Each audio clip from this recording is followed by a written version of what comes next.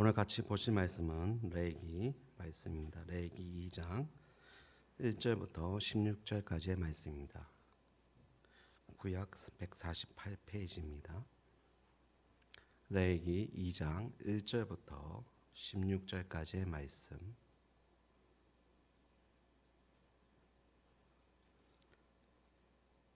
레위기 2장 1절에서 16절까지의 말씀 우리 한 절씩 나누어 읽고 마지막 절은 같이 읽도록 하겠습니다. 누구든지 소재의 예물을 여호와께 드리려거든 고운 가루로 예물을 삼아 그 위에 기름을 붓고 또 그 위에 유향을 놓아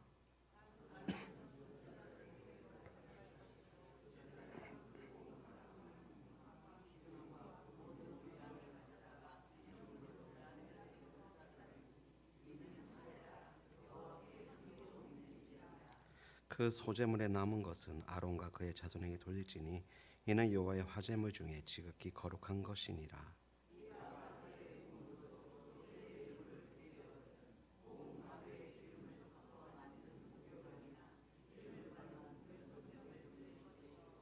철판에 붙인 것으로 소재 예물을 드리려거든 고운 가루에 누룩을 넣지 말고 기름을 섞어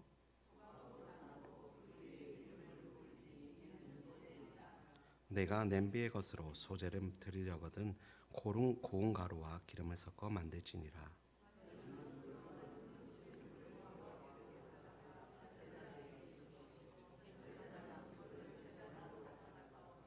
그 소재물 중에 기념할 것을 가져다가 제단 위에서 불사를 지니 이는 화제라 여호와께 향기로운 냄새니라.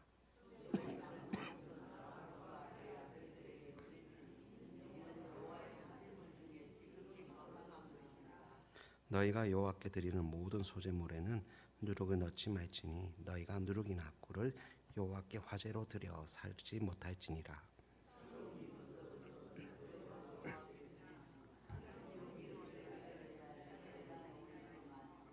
내 모든 소재물에 소금을 치라. 내 하나님의 언약의 소금을 내 소재에 빼지 못할지니 내 모든 예물에 소금을 드리지니라.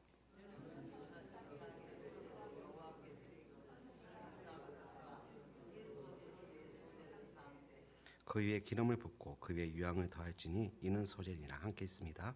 제사장은 찍은 곡식과 기름 모든 유향과 기름을 여호와께 드린 화제니라. 아멘. 우리 서로 한번 인사했으면 좋겠습니다. 우리는 하나님의 백성입니다 라고 우리 같이 한번 인사해요. 다시 한번 할까요? 우리는 하나님의 백성입니다. 자, 지난 레위기 첫 번째 시간에 레위기의 본질은 예배라고 말씀드렸죠. 예배이기 때문에 레위기에 등장하는 제물과 제사는 상징성을 가지고 하나님께 드림으로 인해서 우리가 그분께 믿음으로 나아가는 것을 말합니다. 지난 시간에 잠깐 더 깊게 생각을 하자 보면 1장의 내용이 뭐였죠? 번제에 관한 내용이었죠. 번제. 이 번제의 시각으로 예배란 하나님께 자기 자신을 제물로 바치는 시간임을 기억해야 된다는 거예요. 예배자, 제물자는 예배 현장에서 자기 자신을 죽여야 된다는 것이죠.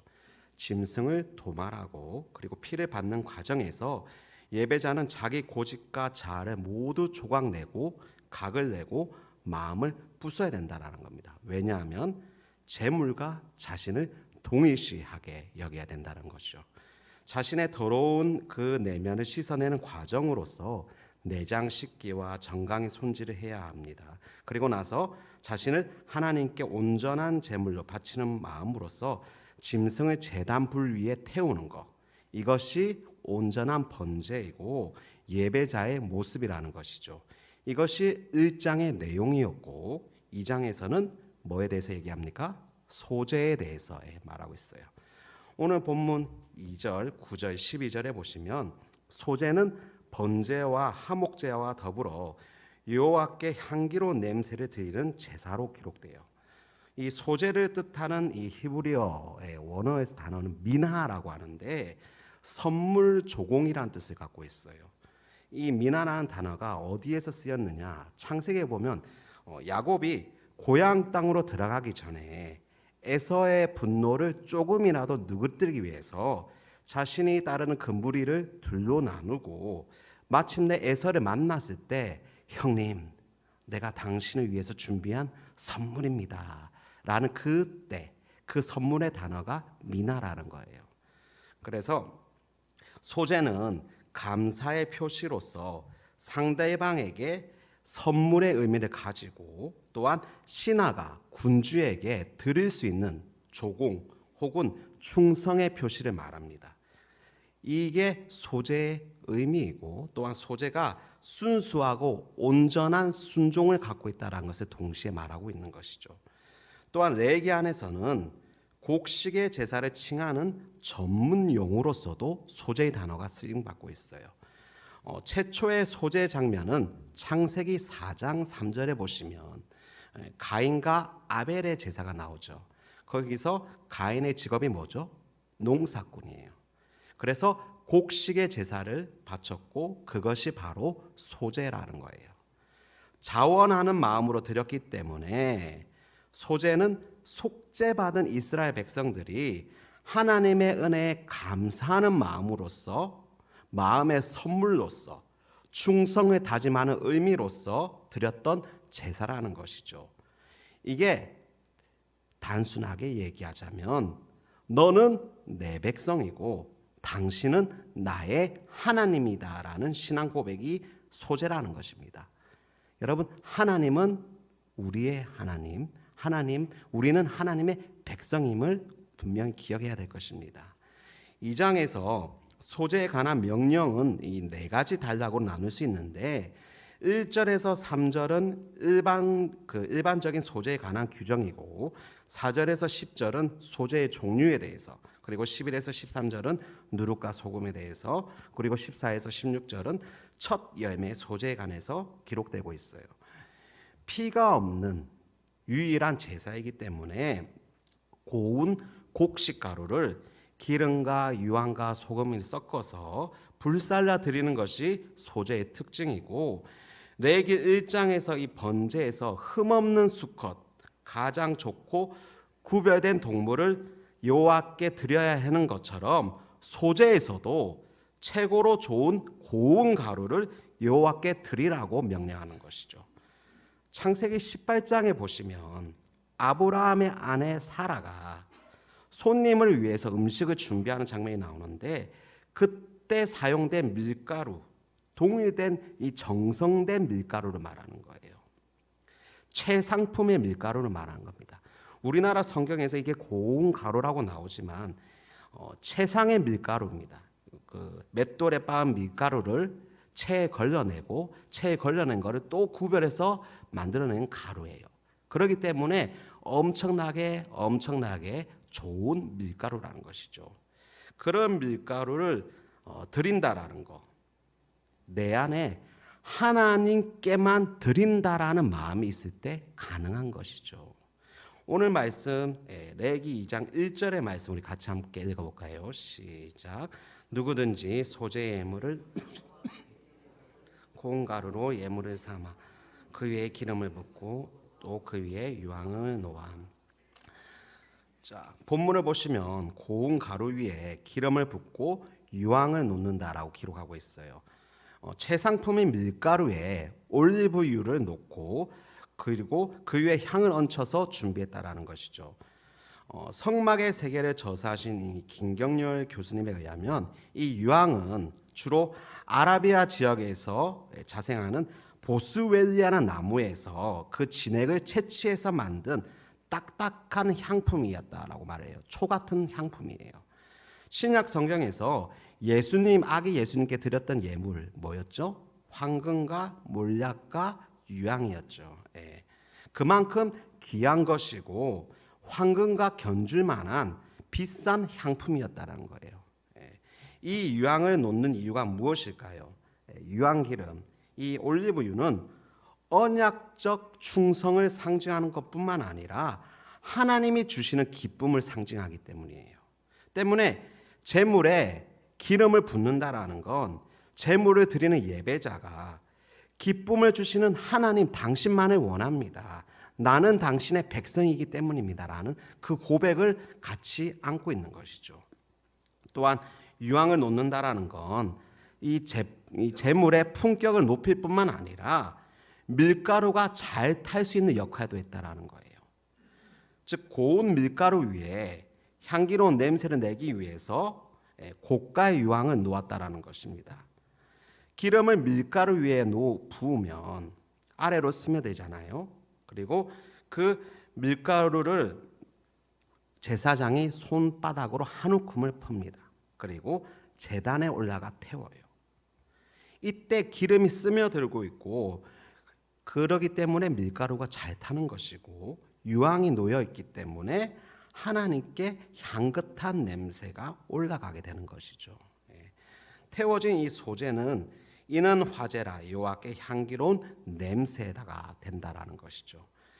제단에 태우고 남은 부분은 수고한 제사장 몫으로 돌아가게 되고 그것은 지극히 거룩한 성물로서 제사장이 성소의 거룩한 뜰에서 그것을 음식으로 먹었다라는 것을 레위기 6장 14절에서 18절에 기록하고 있어요. 우리 한번 찾아서 같이 한번 읽어볼까요? 레위기 6장 14에서 18절 말씀. 레위기 6장 14에서 18절 말씀 우리 같이 한번 읽겠습니다. 시작. 소재의 규례는 이러하니라. 아론의 자손은 그것을 제단 앞 여호와 앞에 들이되 그 소재의 고운 가루 한 움큼과 기름과 소재물의 유황을 다 가져다가 기념물로 제단 위에서 불살라 여호와 앞에 향기로운 냄새가 되게 하고 그 나머지는 아론과 그의 자손이 먹되 누룩을 넣지 말고 거룩한 곳 해막들에서 먹을지니라.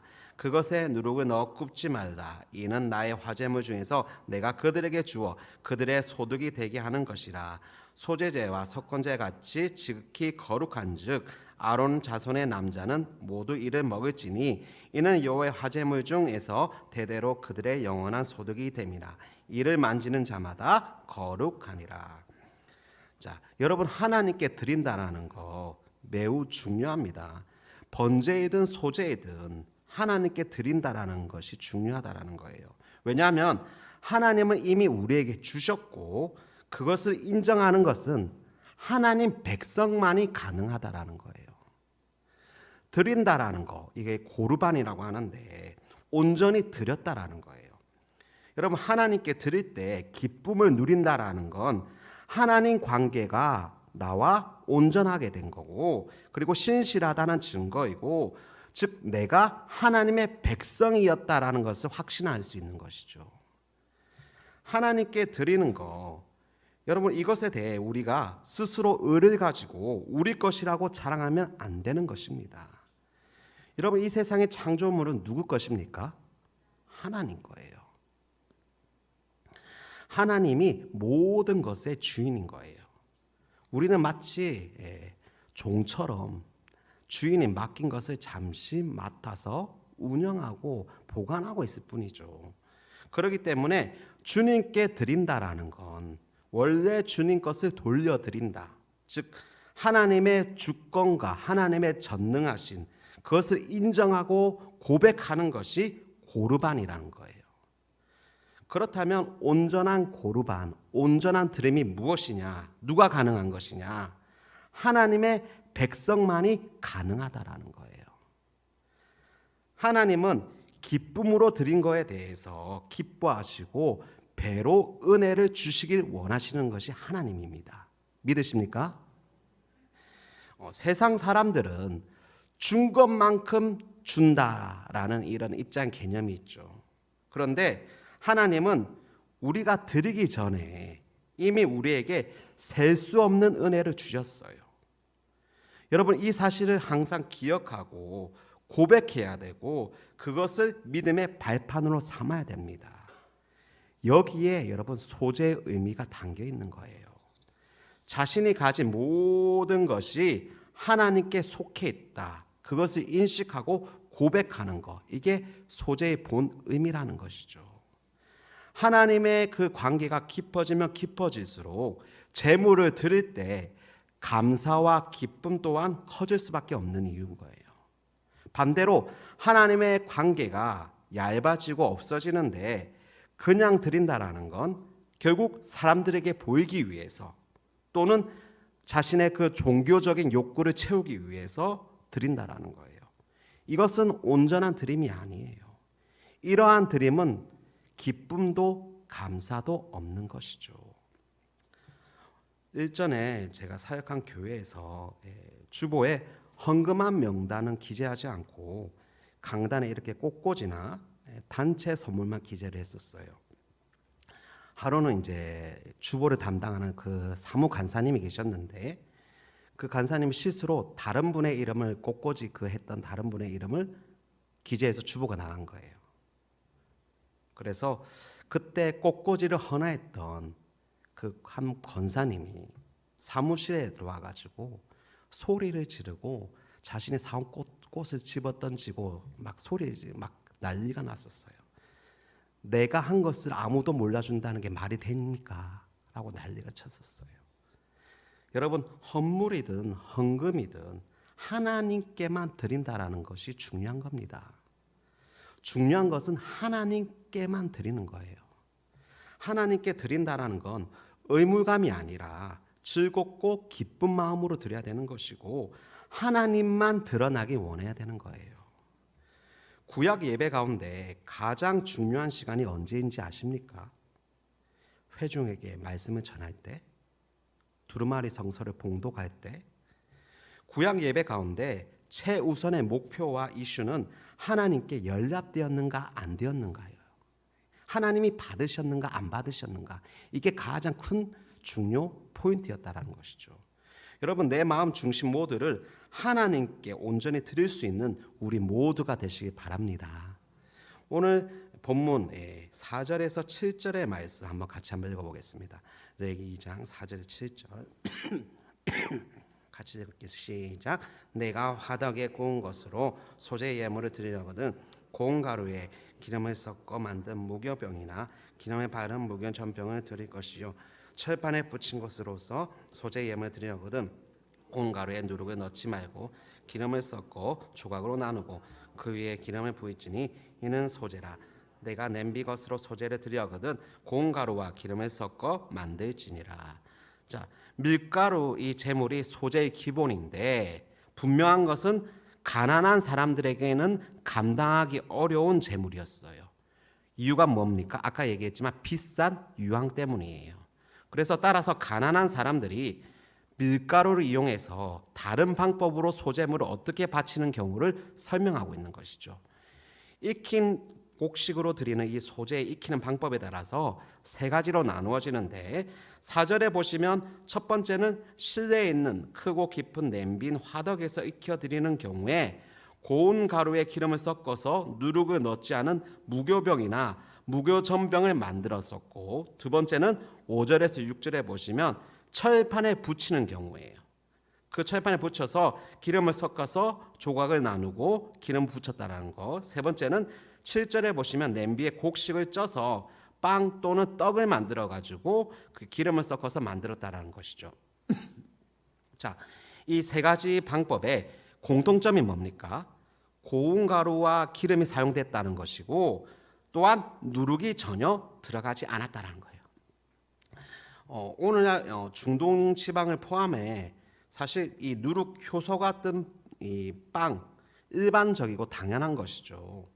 아마 이 고대 사회에서 이 곡물을 날것 상태로 먹었으면 소화도 안 되고 먹은 거에 비해서 에너지가 많이 없어요.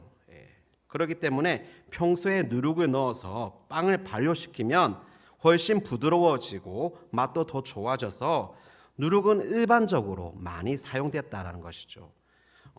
중동 지방의 포도주 찌꺼기라든지 물로 반죽해서 발효시킨 볼이라든지 빵 반죽에서 일부를 떼어내서 발효시킨 것을 누룩으로 사용했다라고 100주년 기념 주석에 이렇게 기록되어 있어요.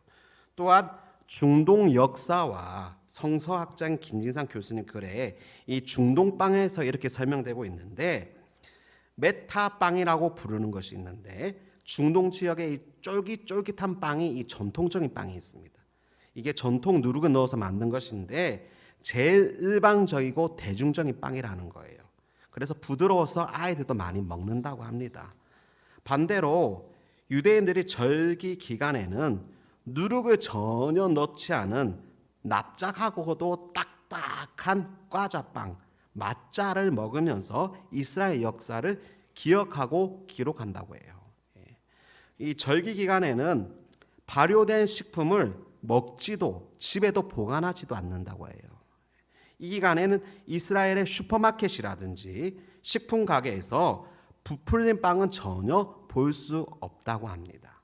심지어 예루살렘 내 맥도날드나 피자 같은 경우도 딱딱한 나무 조각 같은 그런 햄버거와 피자가 나올 정도예요. 유대인들은 상 가운데 이토록 율법에 대해서 매우 무겁고 또한 강하게 적용을 합니다. 그만큼 율법의 중요성을 2000년 전이나 지금이나 동일되게 여기기 때문이죠. 중요한 것은 율법의 그것은 철저한데 본질은 놓쳤다라는 거예요. 하나님이 말씀하셨고 그것을 기록했기 때문에 난 그것을 지킨다. 겉으로 보면 철저하고 매우 대단하고 신실해 보입니다. 그런데 그들은 그에 따른 마음의 중심이 어디에 있는 것일까요? 보이기 위함인지, 자신의 의를 위함인지, 종교적 만족을 위함인지, 중요한 것은 그 행위의 본질이 변질되었다라는 것을 우리는 잘 알고 있죠. 저도 이스라엘 방문했었을 때 그 통곡의 벽 그 앞에 가면 전통 유대인들이 막 고개를 숙이고 기도하고 있어요. 멀리서 보면 너무 경건하고 막 홀리해 보여서 막 너무 멋있어가지고 저도 가서 막 기도 옆에서 했거든요. 그리고 사진을 찍는데 유대인들이 사진을 찍을 때 자신의 사진 찍는 거 하니까 더 소리 내서 기도를 해요. 더 경건하게 모습을 만들 다시 사진 찍으라고, 나 경건한 모습 다시 찍으라고 그렇게 얘기를 합니다. 그만큼 겉으로 보이는 거에 대해서 예민하다라는 거예요. 여러분, 분명 누룩을 넣은 빵은 훨씬 맛있고 부드럽지만 결국 쉽게 부패된다라는 거예요. 짧은 시일 내에 상하고 벌레가 꼬일 수밖에 없어요. 변질된다, 부패된다. 이것은 레위기에서는 하나님께 드린 것에 대한 온전함과 반대된다라는 것을 말하는 거예요.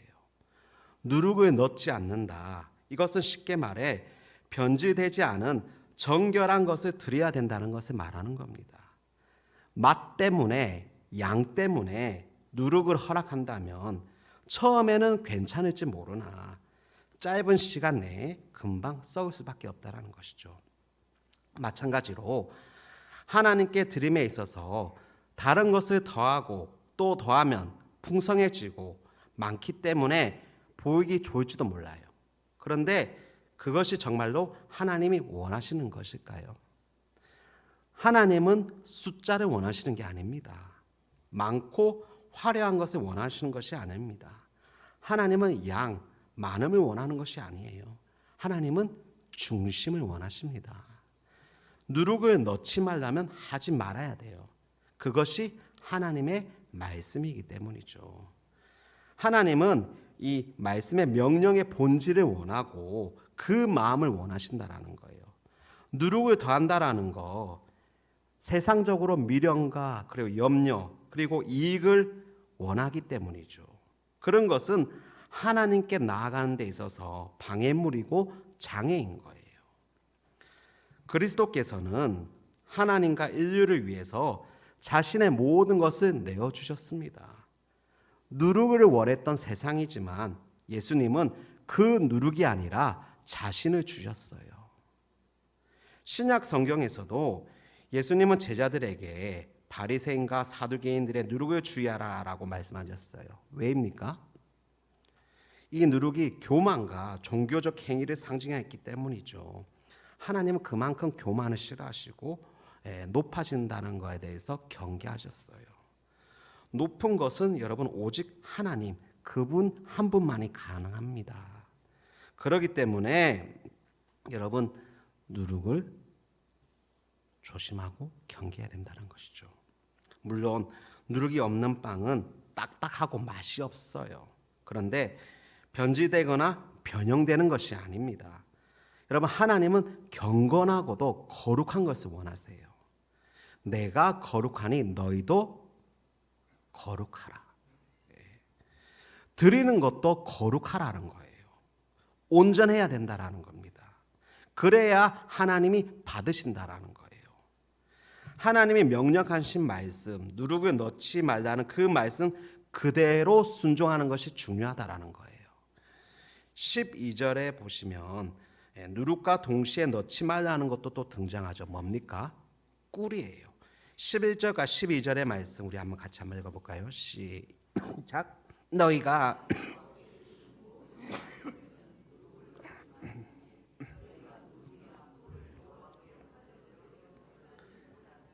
처음 익은 것으로 그것은 여호와께 드릴지나 향기로운 냄새를.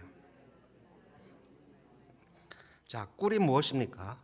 보통 벌꿀을 생각하지만 이 중동 지역에는 과일의 즙으로 만든 당분 덩어리를 꿀이라고 불렀어요. 그래서 썩어지기도 쉬웠고 벌레도 쉽게 접근할 수 있었죠.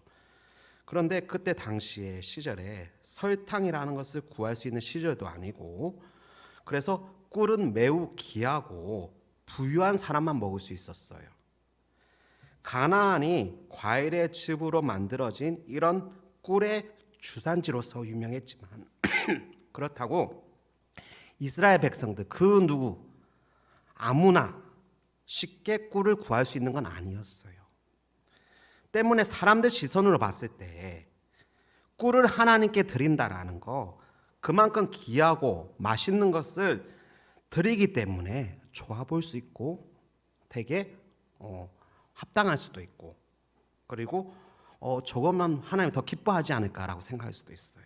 그런데 하나님은 그것이 아니라 부패하고 변질되는 것에 초점을 맞추셨다는 거예요. 소재가 하나님께 순종과 충성을 표시하는 예물이기 때문에 부패를 상징하는 누룩과 꿀을 금지하는 것은 당연한 거예요. 그렇다면 반드시 들어가야 되는 거, 꼭 필요한 거, 반드시 있어야 되는 것이 무엇입니까? 13절의 말씀 한번 같이 읽어보겠습니다. 시작. 내 하나님의 언약에 내 소재에 빼짐 내 모든 예물에 소금을 드릴지니라. 자, 소재물에 누룩과 꿀을 넣는 것 금지한 것과 대조적으로 13절에 소금이라는 단어가 몇 번이나 사용됩니까? 3번이나 사용돼서 모든 소재물에 반드시 소금을 넣으라고 강조하고 또 강조를 해요. 소금은 여러분 부패와 변질을 막아줍니다. 그래서 소금은 고대에서 변하지 않는 것을 상징을 했어요. 소금은 기능상으로 부패를 방지하기 위함이지만 이 근동 땅에서는 언약의 당사자들끼리 소금과 떡을 함께 먹음으로써 언약의 불변성을 다짐했다고 합니다. 그래서 변치 않는 언약을 두고 소금 언약이라고 불렀어요. 구약학자 김경엽 교수님 글에 고대 중동 시절 바벨론에는 계약의 동맹을 위해서 양자가 소금을 먹었다라고 기록을 하고, 페르시아 왕신에는 신하들이 왕 앞에서 충성 맹세하는 과정에 소금을 먹었다라고 기록을 합니다. 또 마가복음 9장 50절에 보면 너희 속에 소금을 두고 서로 화목하라라는 예수님의 가르침이 있는데, 이 소금이 단단한 우정을 결속하는 상징으로서 당시 소금을 그렇게 사회적 인식이 있었기 때문에 그렇게 말했다라는 것이죠. 누룩과 꿀은 곡식 가루에 이 소재물에 발효를 일으켜서 재물을 변질시킬 수도 있지만, 소금은 재물과 변질을 막아주는 역할을 한다는 거예요. 따라서 소재의 누룩과 꿀의 첨가 금지와 소금의 첨가에 대한 명령은 하나님께서 말씀하신, 즉 부패와 변질을 멀리해야 된다는 거예요. 내 모든 예물에 소금을 드릴지니라. 이것은 모든 이 제물 가운데 소금을 칠하는 명령인 거예요. 말하자면 번제를 비롯해서 다른 짐승을 태울 때도 반드시 소금을 뿌리라는 거예요. 맛을 내기 위해서 소금을 뿌리라는 것이 아닙니다. 하나님의 언약을 상기하기 위해서 상징성을 가지고 뿌리라는 거예요. 이 13절의 말씀에 보면 내 하나님의 언약의 소금이라는 명칭으로 기록되어 있어요. 이것을 우리말 성경으로 내 하나님과 맺은 언약의 소금 또는 내 하나님과 맺은 계약의 소금이라고 표현을 해요. 쉬운 성경 이 13절 9절에 이렇게 말합니다. 너희가 곡식 제물을 드릴 때에는 소금을 넣어 바치라. 이것은 소금이 변하지 않는 것과 마찬가지로 하나님과 너희가 영원히 변치 않는 계약을 맺었다는 사실을 보여주는 것이다. 이렇게 기록합니다. 언약의 소금이 원어로서 멜라흐 베르트라고 하는데 하나님과 인간 사이에 깨질 수 없는 언약을 말한다는 거예요.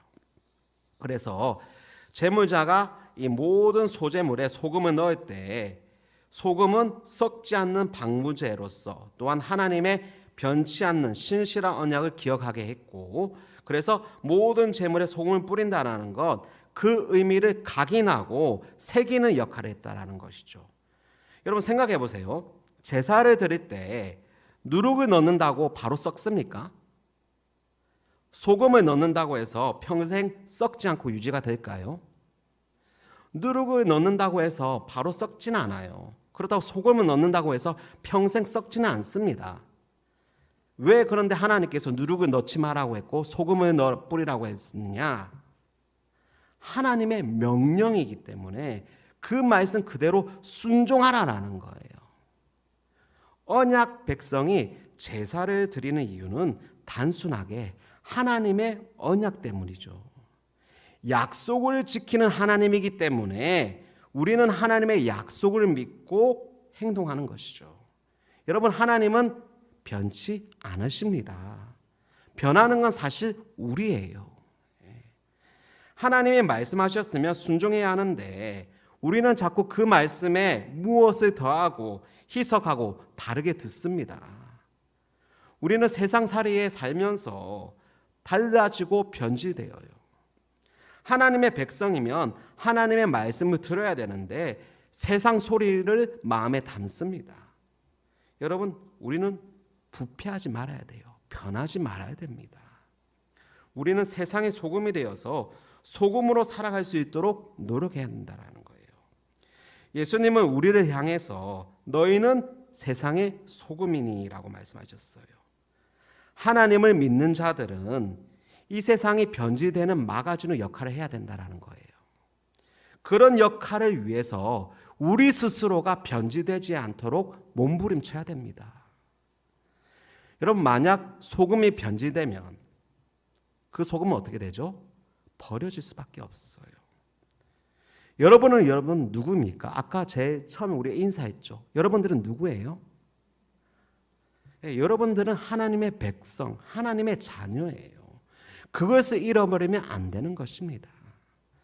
따라서 나의 삶 가운데 하나님께 드리고 하나님께 드린 것을 구별한다라는 것, 그것은 하나님은 내가 얼마나 믿고 신뢰하고 내가 하나님의 백성으로서 이 삶 가운데 살아간다라는 것을 표현할 수 있는 행위인 것이죠.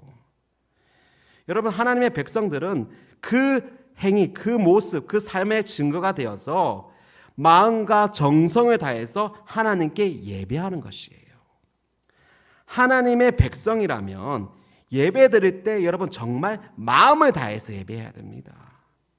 그러지 않는 것은 형식적이고 종교적 행동만 남는 거예요. 하나님은 우리가 산 제사의 예물 그 자체가 되길 원하신다라는 거예요. 하나님은 변질되지 않는 신실함을 더 기쁘게 받으시는 분이기 때문이죠.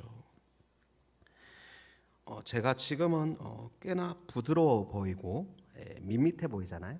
사람이 겉으로 봤을 때 좀 허술해 보이고 많이 사실 허술하긴 합니다. 그런데 사실 신대원에 다닐 때 동기들 사회 가운데 좀 헐크 이런 비슷한 그런 이미지가 저한테 있었어요. 제가 몸이 좋아서 막 그랬다는 게 아니라 좀 욱하는 성격이 있었어요. 다혈질 모습도 있었습니다. 그래서 동기분들과 많은 분들을 비난하고 비평을 했어요. 서명을 걷고 다니고 대자보를 붙이고 다녔어요. 교회 개혁 운동이라든지 뉴스 엔조이를 그걸 지지하고 보고 다녔어요.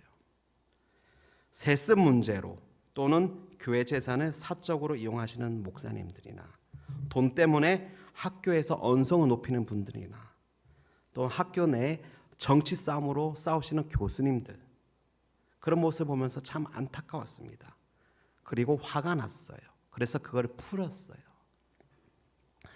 그런데 제가 정작 전임으로서 사역을 하고 목사가 되다 보니까 제 모습 안에도 제 삶에도 그런 것이 분명히 있다라는 것을 이따금 발견하게 돼요.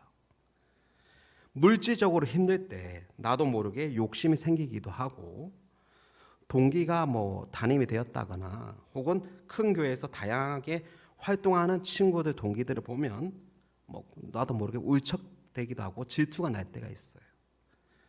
제 마음 가운데 악함이 여전히 있고, 왜 선배님들이 그렇게 바뀌어야 됐는가, 왜 변질되었는가를 이제는 조금 알 것 같아요.